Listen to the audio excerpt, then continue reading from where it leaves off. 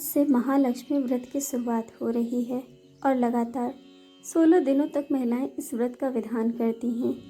जैसा कि नाम से ही स्पष्ट है, इस दिन देवी लक्ष्मी का पूजन किया जाता है। महालक्ष्मी व्रत विशेषकर शादीशुदा महिलाओं द्वारा अपने परिवार को धन धान से परिपूर्ण करने की मनोकामना पूर्ति के लिए किया जाता है। राधा अष्टमी या महालक्ष्मी व्रत को करने का एक कारण यह भी है कि महिलाएं अपने परिवार को दी गई कृपा के लिए धन्यवाद माता लक्ष्मी और भगवान विष्णु को करना चाहती हैं। आइए जानते हैं महालक्ष्मी व्रत की पूजा विधि। इस व्रत को करते वक्त सर्वप्रथम व्रत के दिन सूर्योदय के समय स्नान आदि करके पूजा का संकल्प किया जाता है। पूजन के संकल्प और स्नान से पहले इस दिन दुर्वा अपने शरीर पर घिसा जाता है।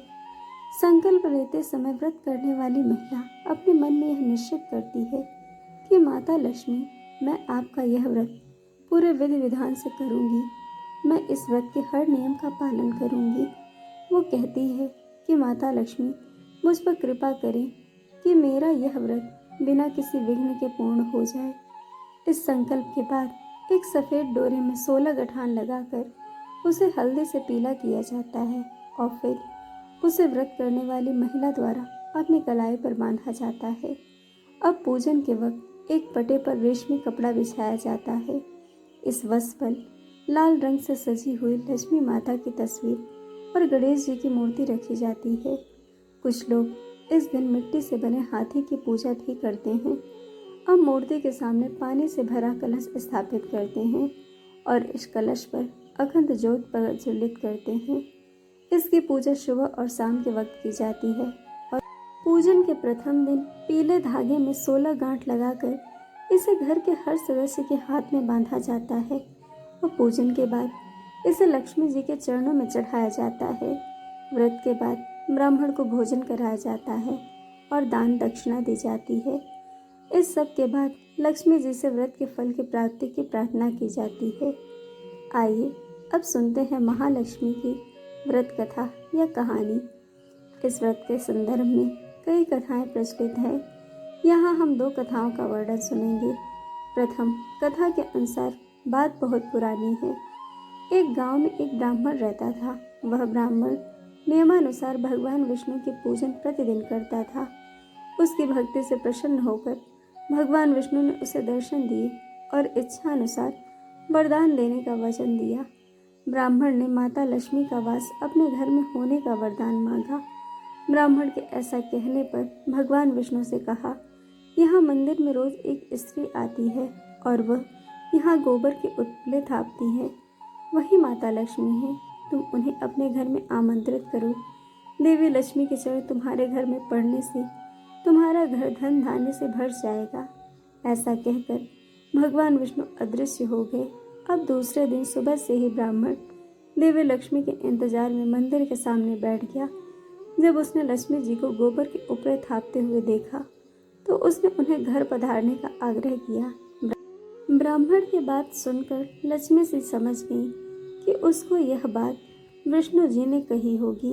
लक्ष्मी जी ने ब्राह्मण से कहा, तुम 16 दिनों तक महालक्ष्मी व्रत करो और व्रत के आखिरी दिन चंद्रमा का पूजन करके अर्घ्य देने से तुम्हारा व्रत पूर्ण होगा।